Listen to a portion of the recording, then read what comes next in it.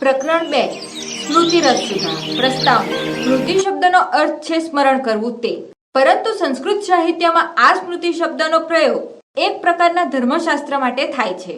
ધર્મશાસ્ત્રને સ્મૃતિ કહેવા પાછળનું કારણ એ છે કે તેના દ્વારા માનવ ધર્મનું સ્મરણ કરવામાં આવે છે. ભારતીય પ્રાચીન પરંપરામાં શ્રોત સૂત્રો, ધર્મસૂત્રો, ગૃહ્ય સૂત્રો, રામાયણ તથા મહાભારત, પુરાણ અને મનુ વગેરે દ્વારા પ્રોક્ત સ્મૃતિઓ, આ બધા ગ્રંથોને સ્મૃતિશાસ્ત્રની કોટીમાં મૂકવામાં આવે છે.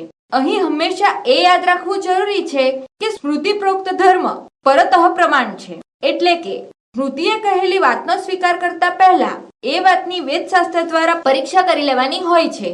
જો આ પરીક્ષામાં સ્મૃતિ પ્રોક્ત વિષય બરાબર ઠરે તો તે સ્વીકાર્ય રહે છે, અન્યથા નહીં. સ્મૃતિશાસ્ત્રમાં જે વિષયોનો સમાવેશ થયો છે તેના મુખ્ય 3 વિભાગ કરી શકાય છે: આચાર, વ્યવહાર અને પ્રાયશ્ચિત.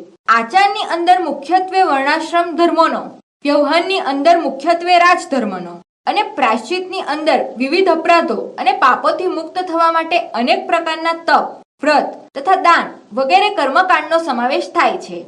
પ્રસ્તુત પાઠમાં આચારના વર્ણને પ્રસંગે વિવિધ સ્મૃતિ ગ્રંથોમાં વ્યક્ત થયેલા મૂલ્યવાન વિચારોવાળા 8 પદ્યોનો સંગ્રહ કરવામાં આવ્યો છે. પ્રથમ પદ્યમાં અધર્મનું આચરણ કરનારી વ્યક્તિના જીવનના 4 તબક્કા વર્ણવ્યા છે. બીજા પદ્યમાં સમાજમાં નારીની સ્થિતિ કેવી હોવી જોઈએ તેનું રેખાચિત્ર છે. ત્રીજા પદ્યમાં જ્ઞાનના અર્જનની પ્રક્રિયા સૂચવાયેલી છે. ચોથામાં વિપ્રને માટે અધ્યયનનો તથા પાંચમામાં વિદ્યાની સાથે તપનો મહિમા બતાવ્યો છે. છઠ્ઠું પદ્ય દુરાચારના પરિણામની અને 7મું પદ્ય આચારના પરિણામની રજૂઆત કરે છે. છેલ્લે અને 8મું પદ્ય સુખ અને દુઃખની પરિભાષા આપે છે. હજારો વર્ષોથી ભારતીય પ્રજામાં જે રીતનો જીવન વ્યવહાર પ્રવૃત્ત થયેલો છે તેનો અંદાજ આ પદ્યોમાં નિહિત વિચારમાં જોઈ શકાય એમ છે. અધર્મેણે ધતે તાતવ તતો ભદ્રાણી પશ્યતિ તતઃ સત્પાનન જયતિ સમૂલમ તુ વિંશતિ. મનુસ્મૃતિ. અધર્મથી પુરુષ પહેલા સમૃદ્ધ થાય છે, પછી કલ્યાણને જુએ છે, પછી શત્રુઓ પર વિજય મેળવે છે, છેવટે તે પરિવાર સહિત નાશ પામે છે. સદા પ્રહશ્ચા ભાવ્યમ ગૃહ કાર્યેષુ દક્ષ્યા સુસંસ્કૃતો પરકશ્યા વ્યયે ચામુહક્ત હસ્યતા. મનુસ્મૃતિ. નારીએ હંમેશા પ્રસન્ન, ગૃહ કાર્યોમાં કુશળ, સુસંસ્કૃત, સાધન સામગ્રીને સ્વચ્છ રાખનારી અને ખર્ચમાં કરકસરયુક્ત બનવું જોઈએ.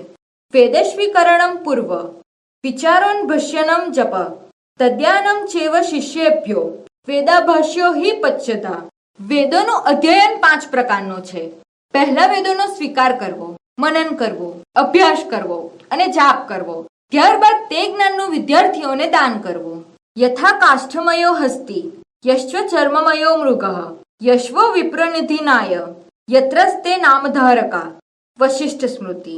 લાકડાનો બનેલો હાથી, ચામડે મળેલું હરણ અને જે વેદવિદાંગ ન ભણેલો વિદ્વાન હોય એ ત્રણેય માત્ર નામ ધારણ કરનાર છે. યથાત્મનમ મધુ સંયુક્તમ મધુવાનેન સંયુક્તમ એવમ તપશ્ચ વિદ્યા ચ સંયુક્ત ભેજનમ મહત. વશિષ્ઠ સ્મૃતિ. જેમ મધથી યુક્ત અન્ન કે અન્નથી યુક્ત મધ હોય છે એમ વિદ્યા વડે જોડાયેલું તપ મહાન ઔષધ છે. દુરાચારો હિ પુરુષો લોકે ભવતી નિંદિતઃ દુઃખભાગી ચ સતતમ વ્યધિતોલ્યા રેવ ચ. મનુસ્મૃતિ. દુરાચારી પુરુષ જ સંસારમાં નિંદાપાત્ર બને છે અને વળી તે નિરંતર દુઃખ પામનાર છે, રોગી રહે છે અને ટૂંકા આયુષ્યવાળો જ થાય છે.